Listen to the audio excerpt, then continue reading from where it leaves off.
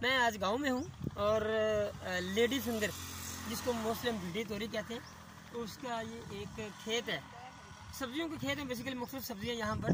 तो lady finger के हवाले से आपको बताते हैं, जो मोस्टली भिंडी तोरी के नाम को लेडी फिंगर के बिल्कुल इसी तरह ही होता है। ये आप देखते हैं, ये पहले हम इसका फूल को देखते हैं, ये इसका फूल है, इससे ये इस तरह बनती बनती ये छोटी होती है, फिर ये बड़ी होती जाती है। और ये देखें बिल्कुल ये लेडी फिंगर, बिल्कुल लेडी फिंगर की तरह ये देखिए, और इस तरह ये बड़ी भी देखिए, ये बिल्कुल लेडी फिंगर।